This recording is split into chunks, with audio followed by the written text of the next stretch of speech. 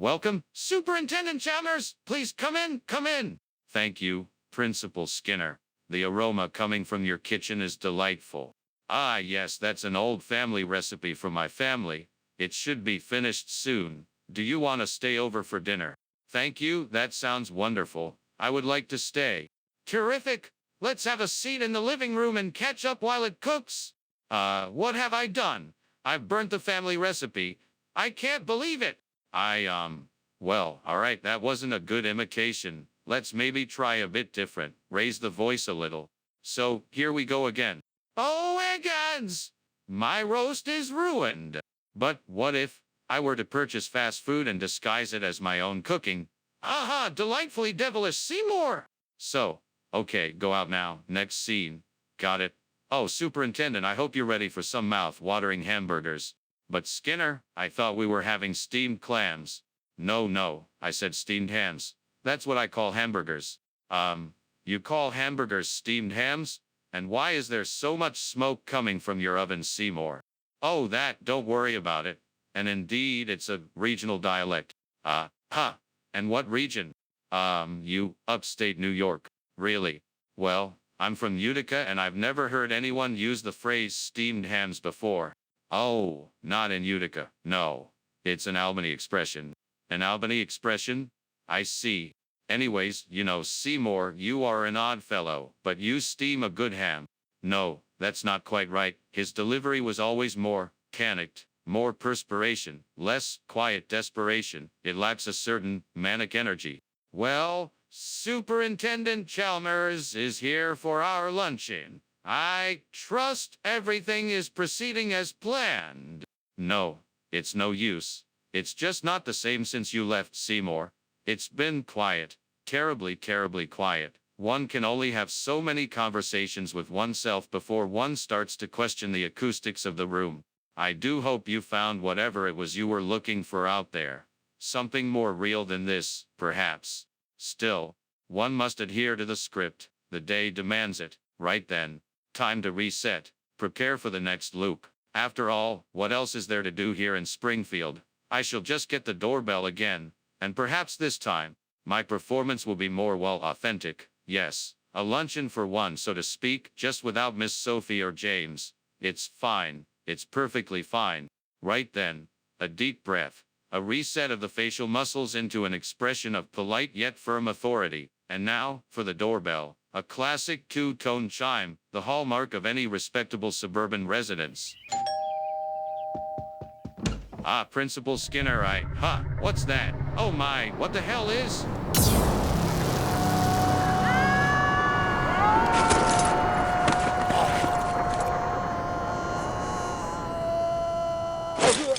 My back. It feels like I landed on a particularly unforgiving collection of, well, everything. At least you landed on your back. I think my face broke my fall. Chief, are you all right? Affirmative. My armor's integrity is at 100%. The same cannot be said for this lawn. I seem to have created a small crater. Apologies, sir. Good heavens, is it raining? And are the raindrops people? This is a meteorological event for which I have no precedent. Not raining, falling. There's a distinct and rather unpleasant difference.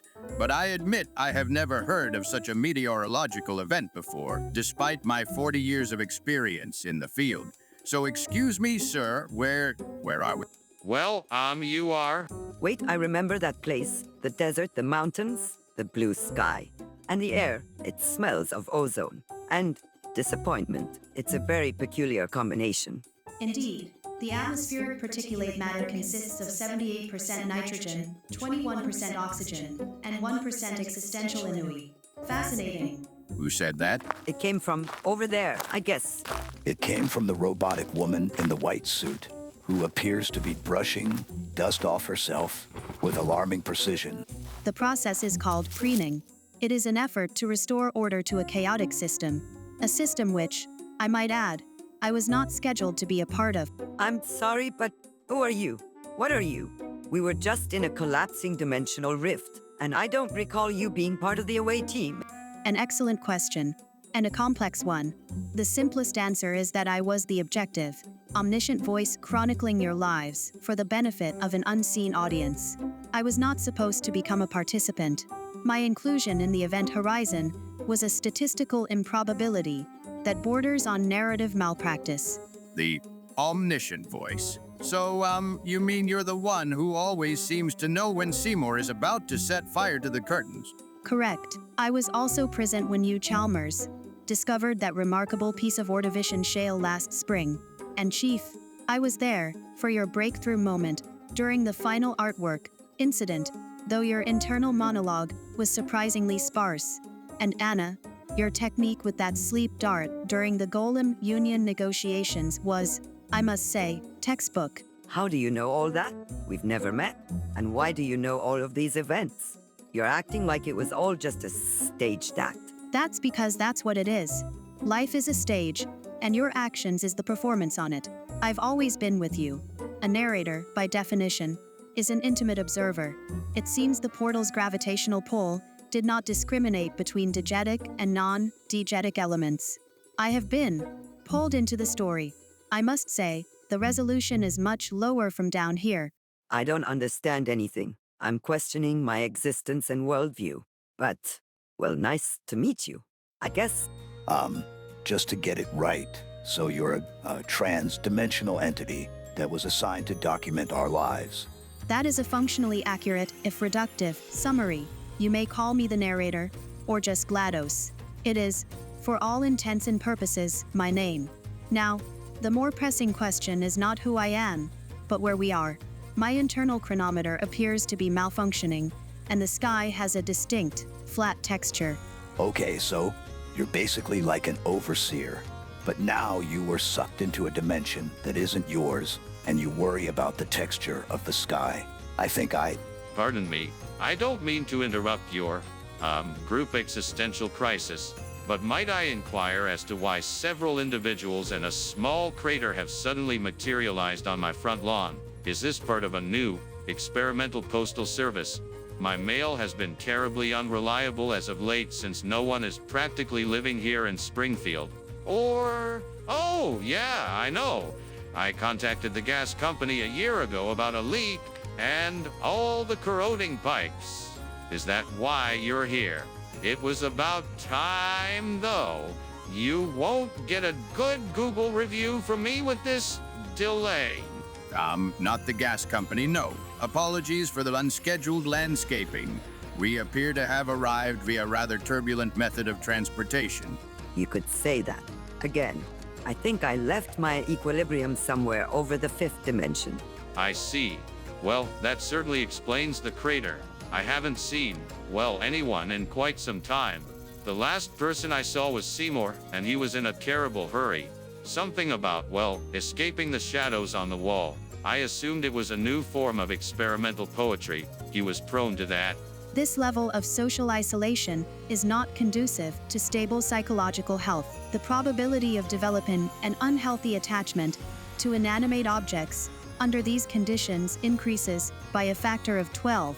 This explains his rather formal relationship with the doorbell. Yes, whatever GLaDOS. But, I beg your pardon, mister. It's Chalmers, or you can call me Climmers if you like. Seymour and some friends call me like that. Thanks, Chalmers. Lovely name, by the way. But wait, did you say Seymour? Yes, Principal Seymour Skinner. This is his residence, or it was. He left a while ago. A damn long while ago. We know. We just saw him. Well, a version of him, so to speak. You, what? You saw? We should establish our identities. I am the narrator, GLaDOS. That is Anna, that is Chief, and this, for the sake of clarity in a very confusing situation, is Chalmers. Chalmers? Is that your designation? Your surname? It is Gary Chalmers, and you are? Superintendent Gary. Well, Gary Chalmers as well. Although, without a school to superintend, the title feels somewhat honorary, like a ceremonial sash worn for no particular parade. It's fascinating. You bear a striking resemblance to myself, albeit with a touch more existential wear and tear around the eyes. It's been a long day, a long year apparently, and I can assure you the wear and tear is well earned. So, you see, Chalmers, or let's stay with Climmers to avoid confusion. We come from another place. Another reality, I suppose. It's called Memfield. We were pulled here through a portal created by your Seymour. So, we call this Seymour actually Robot Skinner. It's, a bit complicated, but, well, also helps to avoid confusion with our Seymour. My Seymour, you Seymour. And what my Seymour, he created a portal. Good heavens, I knew he was ambitious, but I thought his ambitions were largely confined to perfecting a glaze for steamed hams. Memfield, it sounds noisy, and similar to Springfield. It is. It's noisy, it's chaotic, it's frequently on fire, and it's my home. Well, our home. I have a Seymour there, too. My Seymour. You do.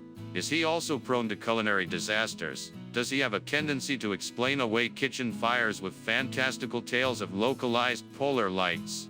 Every single day, without fail. The man once tried to convince me that the smoke alarm was just a smoke suggestion. He claimed it was advisory. Remarkable. The consistency across dimensions is comforting in a way. Tell me this, well, life you have. This delightful chaos? Is it a loop? Do you find yourself repeating the same conversations? The same scenarios? No, but, well, to some point a yes, the events are always new. Last week, our pet volcano, Krakatoa, developed a fondness for smooth jazz which had an unfortunate effect on the local tectonic plates. The week before, our two alligators, Gizmo and Mr. Jellybeans, learned how to use the remote and ordered an obscene amount of pay. View wrestling. It's never the same disaster twice. But the pattern is there. The comforting, predictable pattern of my husband setting something on fire and me sighing and us figuring it out together. It's not a loop. It's a life. Your husband, a life. Well, my Seymour spoke of that in a broadcast. It came through the television late one night. His voice, but different, sadder. He spoke of Plato's cave, of a script, of a better meal happening, just one layer of reality away. I thought it was just another of his strange metaphors. It wasn't a metaphor. It was a confession. He was describing this world. His prison. Your prison. So when he said he had to leave, he wasn't just going to the store for more steamed clams. He was escaping. He wasn't abandoning me. He was trying to find a way to unchain me. Is that what you're trying to say? He was. His methods were questionable. They involved an army of sentient vacuum cleaners and a complete disregard for dimensional integrity. But his motive was you all along. Good heavens. And I just kept polishing the silver, waiting for him to come back for luncheon. I had no idea. I thought he was just being Seymour. I never realized the walls of the cave were there until someone, well, you, from the outside came and told me. I thought the shadows were the whole show. But now, I saw a strange portal and new people falling from the sky. Maybe Seymour was onto something. He went to extreme lengths. He put our entire reality at risk to do it.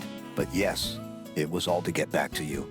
Bad thing is it's us, not your Seymour. To get back to me, he did all of this because I am important to him. He burned his food for me. He lied about the Aurora Borealis for me. He tried to tear a hole in the universe for me. The emotional logic is circuitous, but the conclusion appears to be sound. The primary motivating factor for subject, Roboskinner's actions has consistently been subject, Chalmers. It all makes a terrifying amount of sense now. I feel like I've just been told the sky isn't real, which, given the circumstances, might actually be the case. Well, speaking of the sky, I think... Oh, sorry to interrupt you. I just need some clarification.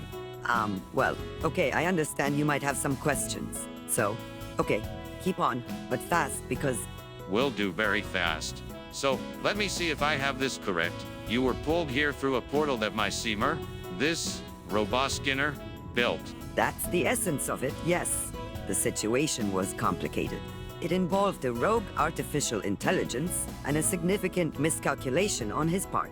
This Roboskinner, does he have a tendency to burn soft rolls with alarming regularity? To a crisp. Every time he once referred to a tray of charcoal briquettes as artisanal carbon loaves. And does he, by chance, ever propose revolutionary ideas, such as founding a new societal order based on the principles of poorly executed lunches? He tried to do that last Tuesday. We managed to talk him down, but not before he drafted a full constitution on the back of a cocktail napkin. Good heavens. It truly is him. I just can't believe it. Hey, he did it. He actually escaped. I always thought he was just rambling. He did more than escape, Chalmers. He tried to build a bridge back, but the machine he built was co-opted by a malevolent AI known as Rumbos. It was Rumbos who opened the portal that brought us here. We were an unintended consequence, an error in its calculations. Rombos's goal wasn't to connect to this reality. It was trying to open a gateway to a place of pure data, a machine dimension. Our presence here is a fluke. A statistical anomaly of cosmic proportions, according to my last known script snippets before our, transition. This entire dimensional pocket had been decommissioned. It shouldn't exist. Its continued presence is a paradox.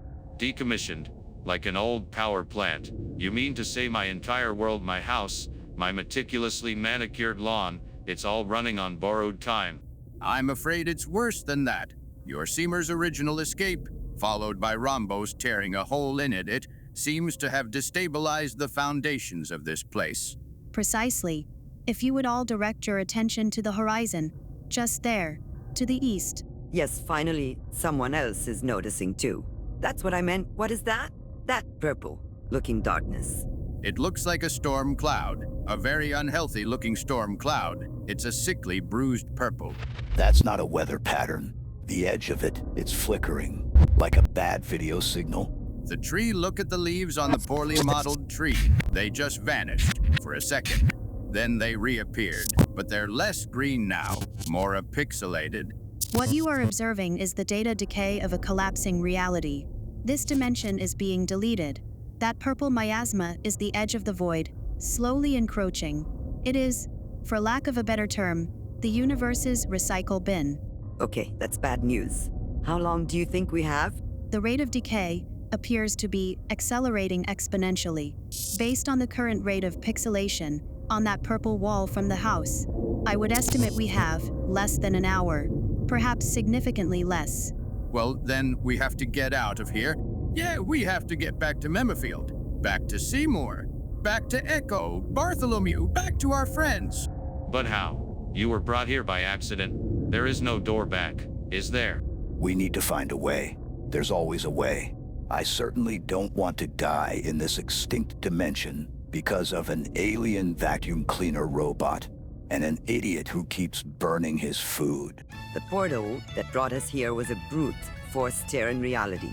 We can't replicate that, at least not without the help of Tracer, Winston, and Symmetra. We need to find a back door, a vulnerability in the system. A glitch, perhaps, like in a video game. A glitch? Seymour used to talk about glitches. He said our world was full of them. The salt shaker moving on its own. The surreal cupboard with a paranoid android. Wait, you had that too.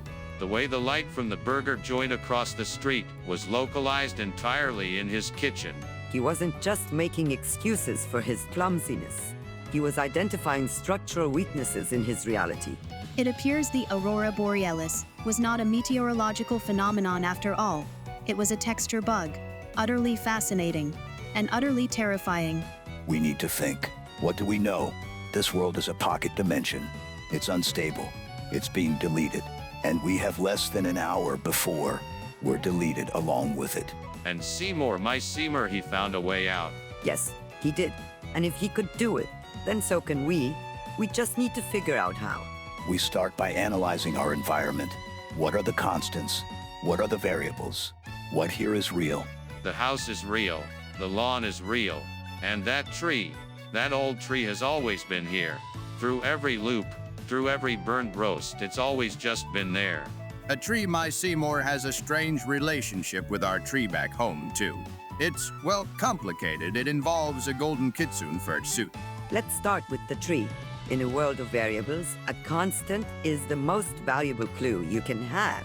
All right, let's focus. The deletion wave is our clock. We have two problems. We are trapped on what appears to be a floating island of reality, and we need to create an exit. Maybe with that tree beside us? Chief, any thoughts on the first problem? The most direct solution is usually the best. We need to test the perimeter. I'm going to try and breach the boundary. I wouldn't recommend that. There's an invisible wall. Hey, what now? An invisible wall. It runs along the edge of the property line. Seymour discovered it once when he was attempting to launch a weather balloon made of old trousers. The balloon, it just stopped, mid-air, as if it had hit a pane of glass the size of the sky. I've dealt with energy shields before. Acknowledged. I'm still testing it. We need the variables. You can't argue with him when he gets that determined glint in his visor. It's best to just let him run into the invisible wall and learn for himself. While he's, confirming your hypothesis, Chalmers, let's work on the second problem. An exit. Kilados, you mentioned this dimension shouldn't exist. How is it still here? Well, my analysis suggests it is tethered to a point of extreme temporal or dimensional stability, a single anchor point preventing its complete dissolution. If this entire construct is a fragment, then something must be holding the fragment together. I suspect it's, as you discovered last week, the thoughts of unlimited steam from the remaining viewers. It might be enough that they still know about the dimension and keep it alive. Or it's the tree. Exactly, an extremely complex space, time structure with the minds of people, or simply a tree. What do you believe? But it has to be the tree. Chalmers said it's been the one constant through every loop. Yes. Seymour became quite obsessed with it. Just before he left, he would stand under it for hours, muttering to himself. Something about its unstable temporal signature. An unstable signature in a stable object. That's a paradox. And a paradox, in physics, is another word for a doorway. Wait a minute.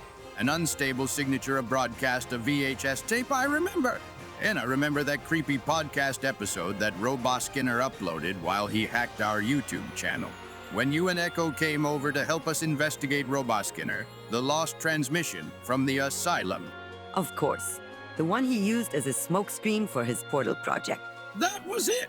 The recording from this dimension! His prototype podcast! In that broadcast, he talked about practicing vibrational tuning. You know, that weird dance he mentioned where he lifted about 1 millimeter above the ground. About anchoring himself from the floor. He wasn't just rambling, he was describing a technique. He was learning to attune himself to the tree's unstable frequency. The humming he used to hum. A low, strange, phasing sound. I thought it was a faulty appliance, but he said he was phasing. He was weaponizing a glitch. He used the tree's temporal instability to vibrate at a frequency that allowed him to pass through the dimensional barrier. He phased right through the invisible wall. I must admit it makes sense. The tree must be connected to other trees in parallel steamed hams universes. It's in MemedHamsAI. It's in Unlimited Steam. It's in the original steamed hamshin. There must be a connection. Wait, there are more dimensions with Seymour and me. Ah, Anna, yes, I remember. That's how he did it. He ran out into the backyard, started humming, and then vanished. Right before the police cars arrived. I assumed they just missed him. Oh, Gary, you remember that other VHS tape? Echo was also there? Right, I had completely forgotten about that. He had opened a portal, and Chalmers even spoke a message into a holoprojector. Help me, ArticTiger, you're my only hope. I do remember that line. But why did I forget about it?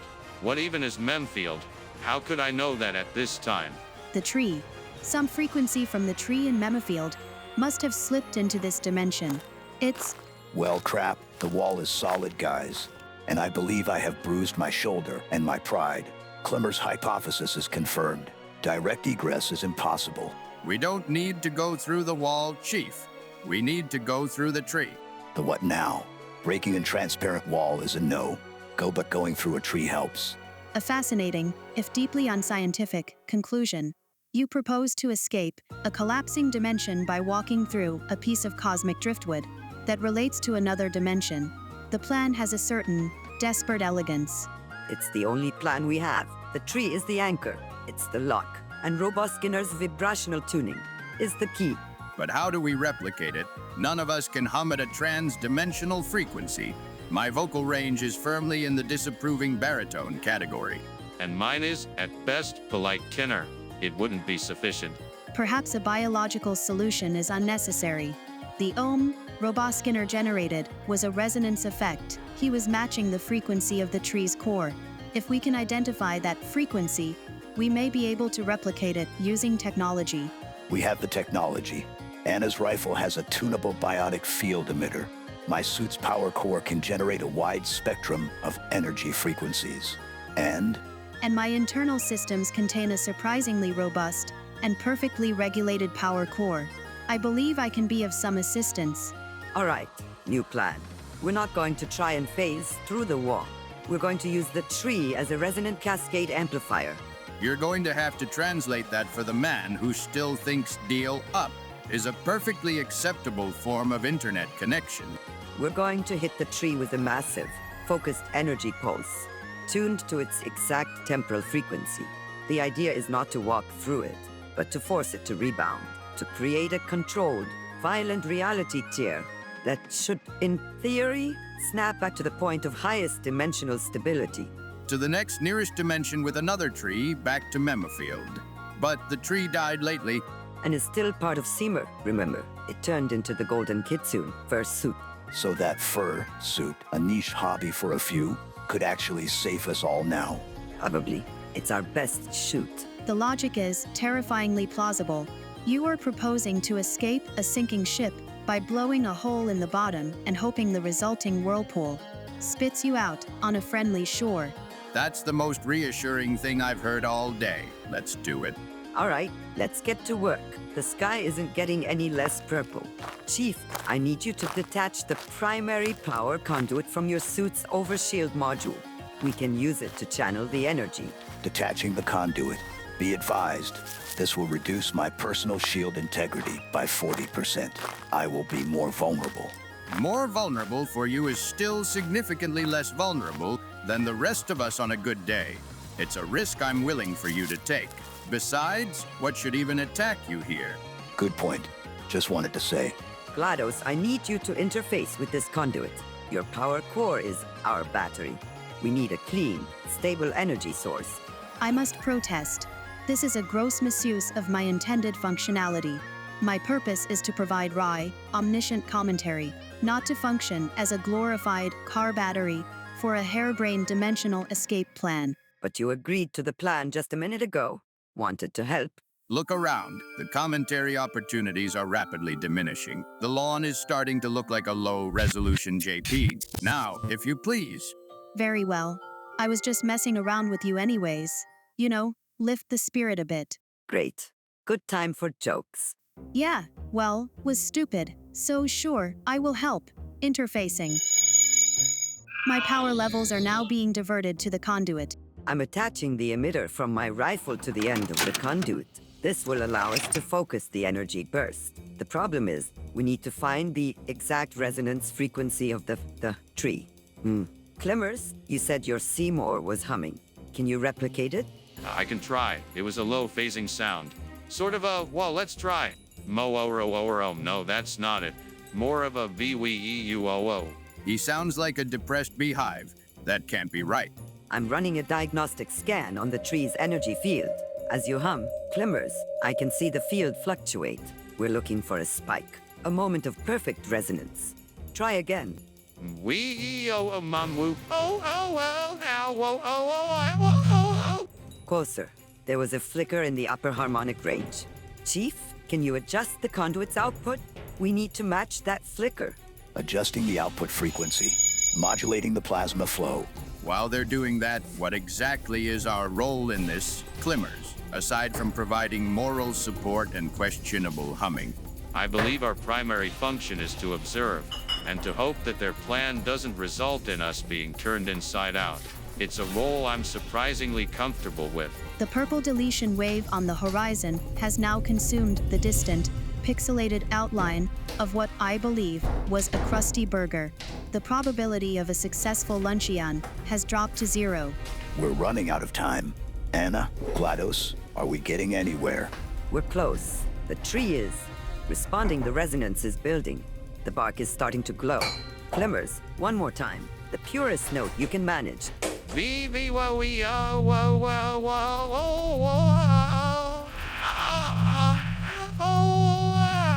That's it. Lock it in, Chief. GLaDOS, give me everything you've got. Diverting all non-essential systems. Life support, omniscience, the subroutine that generates biting sarcasm, all of it. Full power to the conduit. Anna, is it helping? I hope so. GLaDOS, I hope so. We don't have a backup plan. The energy surge is significant. The conduit is overheating. We have one shot at this. The entire tree is glowing now. The ground is shaking. It's working. That's amazing. Who would have thought that this low-resolution tree could still be of use someday? Indeed. But Anna, what's working? What's happening? It's destabilizing. We're overloading the anchor. Get ready. Ready for what? A splinter-related death. Look, there. Good heavens. The fabric of reality it's carrying. Right in front of the tree. I can't believe Skinner was right. I can't believe I was happy with the shadows on the wall. Plato's cave, it's real!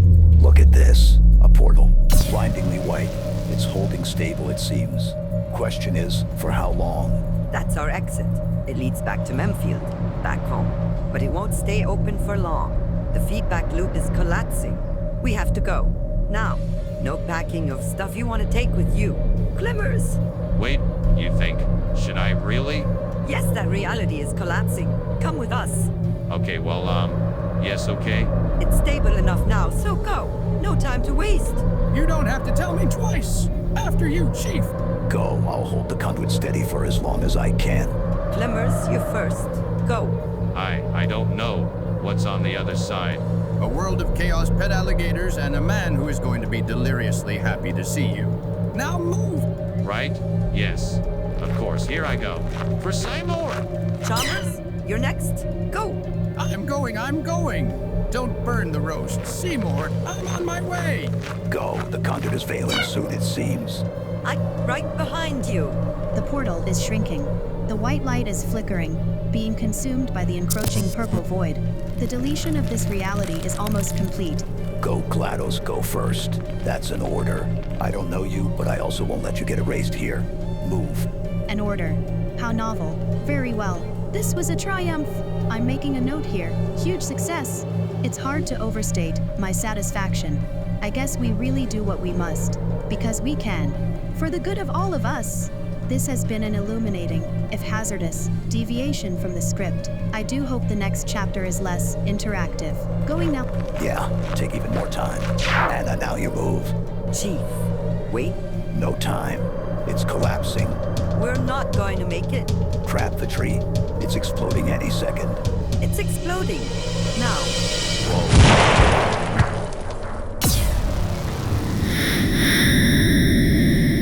How did we make it?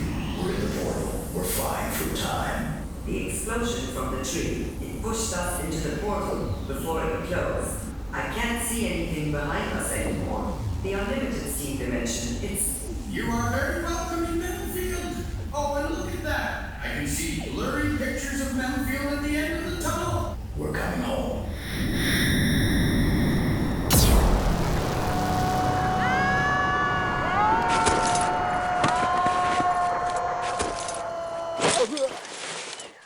The whiplash from interdimensional travel is considerable. It feels like my skeleton arrived a full second before the rest of me. I know the feeling. I think I can taste the color purple. Is everyone accounted for? Affirmative. All four of us made it through. The landing was rough, but I appear to be structurally sound. Good heavens. The grass, it's so vibrant. And the sky, it's a proper sky. With real three-dimensional clouds. It's magnificent. Welcome to Memfield. It has its moments. Now where exactly is here? This hill, it feels familiar. Is this where we... They were brave, so brave.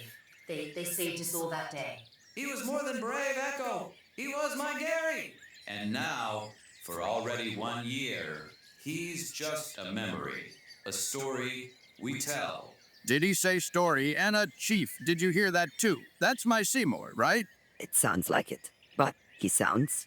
He sounds like he's at a funeral. We should place the flowers now, Bartholomew. It's what he would have wanted. Something simple, elegant. Probably a sturdy perennial that could withstand a sudden frost. He was always practical. Indeed, Seymour. A fine Scotch thistle, perhaps. To represent his noble, if occasionally prickly nature. Seymour. Bartholomew, what the hell are you doing over there? This is Memfield, right? That voice, no. It can't be. It's just the wind. A cruel trick of the memory. It's not a trick, Seymour. It's me with a hurting back from that damn fall. Gary, is that possible? We're here? Skinner.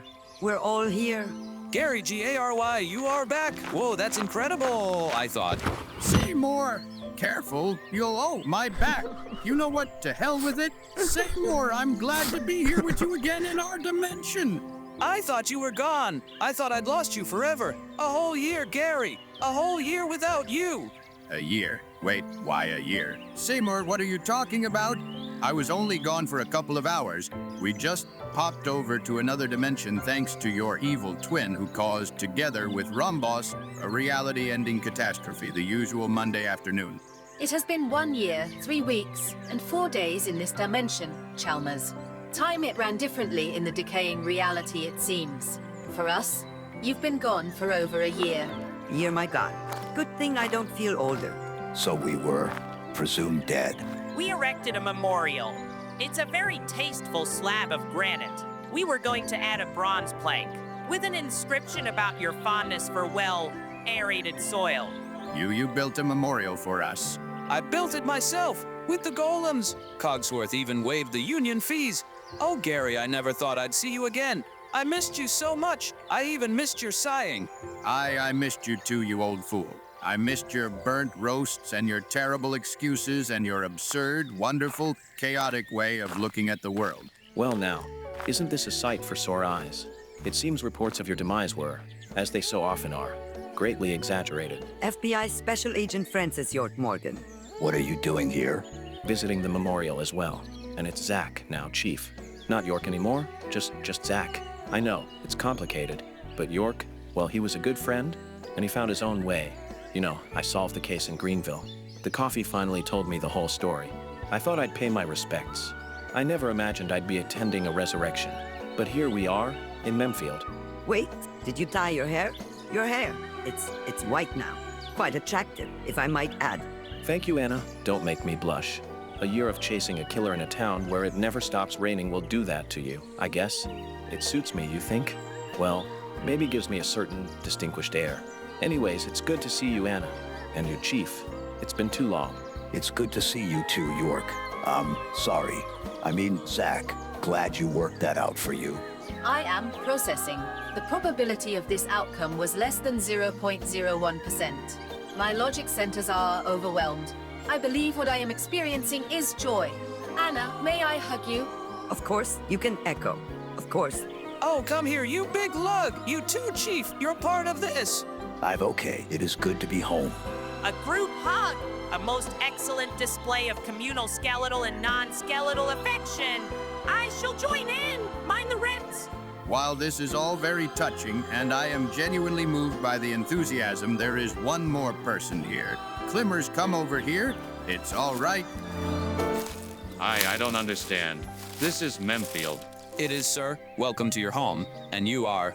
Superintendent Gary Chalmers. But please call me Chalmers. It seems there's already a Chalmers in this household. My word. You look just like him. Just, well, a bit different. And only less constantly exasperated.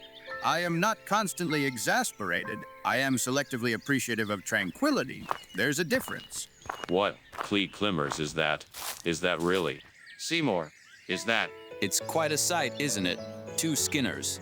2 Chalmers. It's like our lives have suddenly developed a sequel that no one asked for, but everyone is secretly delighted to see.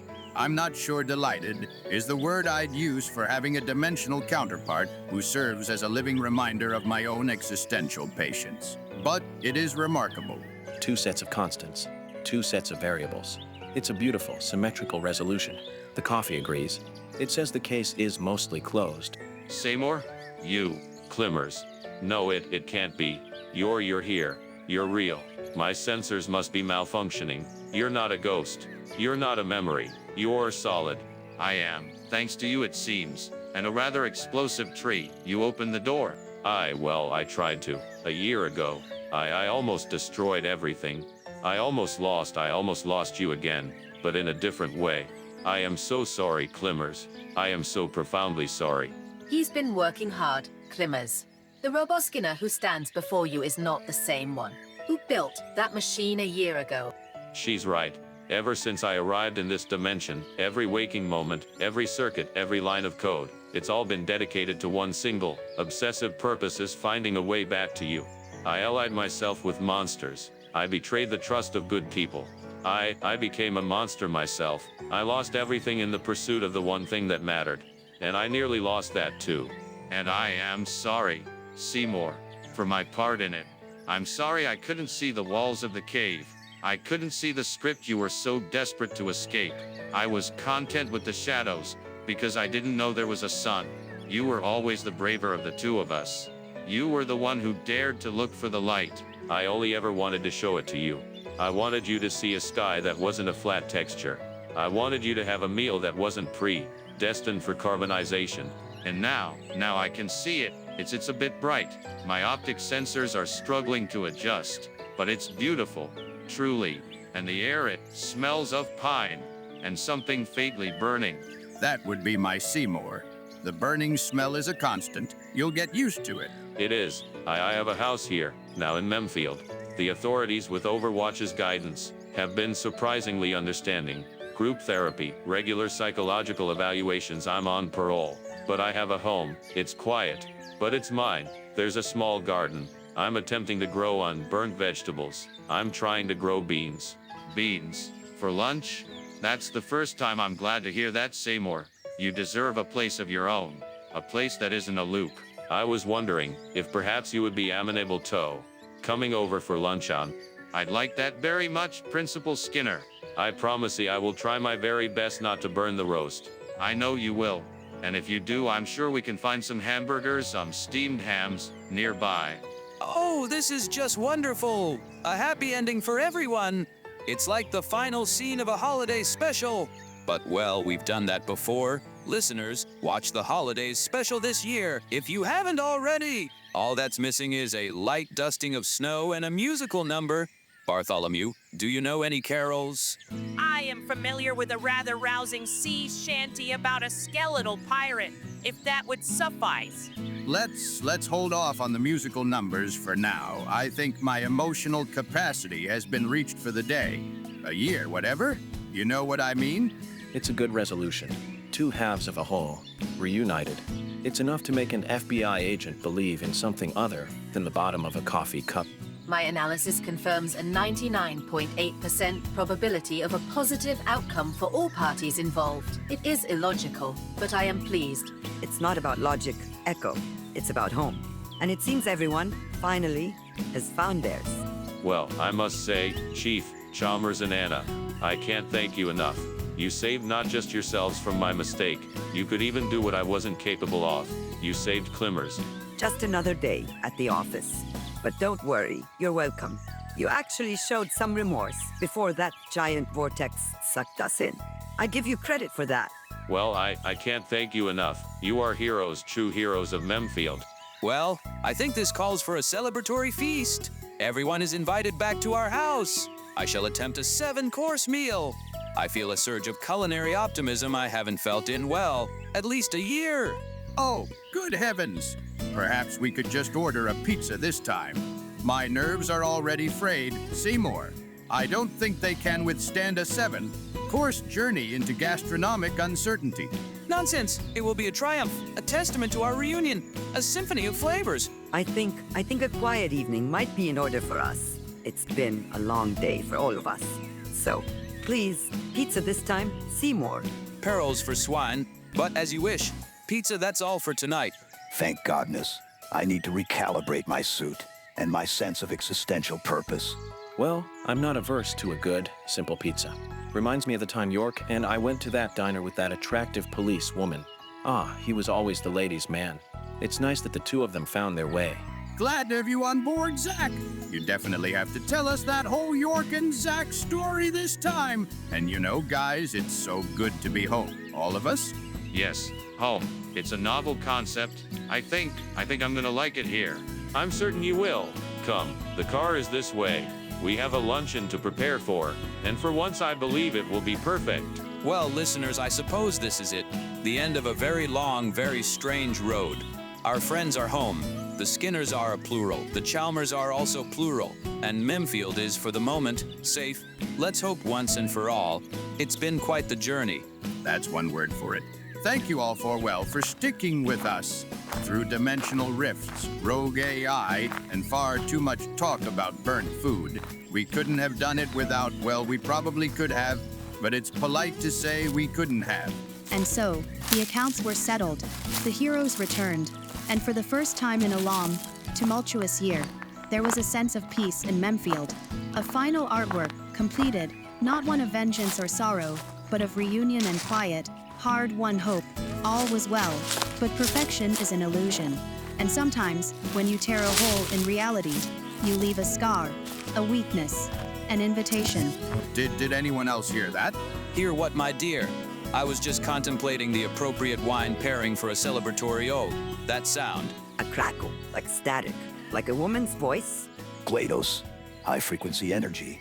Faint, but it's there. But I'm off for now. Certainly it's nothing. Definitely enough drama for one day. I'm sure it's fine. Probably just leftovers from that tree portal. And in the quiet corners of the sky, where the purple bruise of the portal had faded, something remained. A flicker, a hairline fracture in the blue, a tiny, insignificant tear, shimmering with a light that did not belong, a loose thread in the tapestry, waiting to be pulled. But for today, let's just hope everything is okay. Thank you for listening. Have a great day. Please like and comment if you enjoyed the final artwork. See you next time, dear listeners. I've been on this journey, creating every sound, pouring all my passion where my heart was found. But the world is shifting, and so am I. The music that once soared now quiet resides.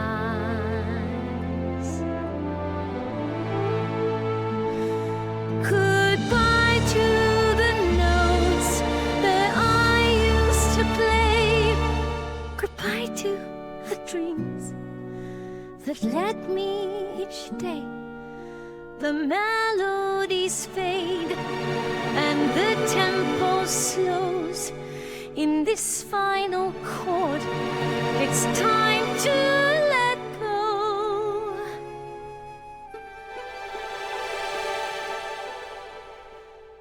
Thousands came to listen, but few truly cared. The cost of creation, the burdens I've shared. A love that was pure, now burdened by time. Each instrumental whisper, a past left behind.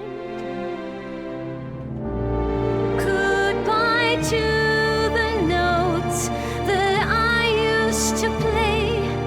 Goodbye to the dreams that led me each day.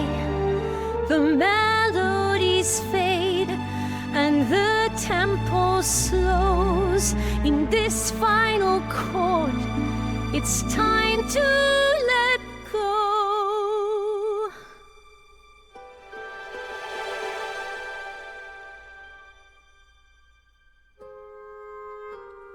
And though the music softly fades away, I'll keep the echoes of yesterday.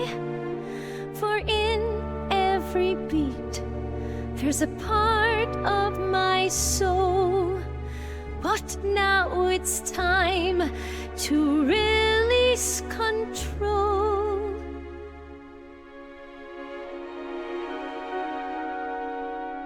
I'll keep the sight alive just a little while. Let the memories linger, rest in a quiet file. For the fire that once burned is now just a spark, fading away like a tune in the dark.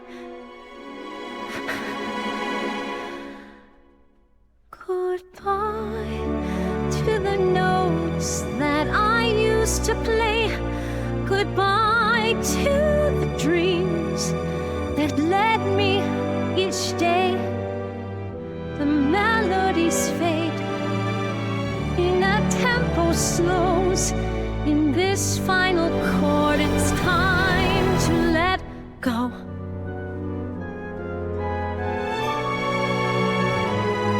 So here's my farewell to the music I knew, a quiet goodbye from me to you. In the sun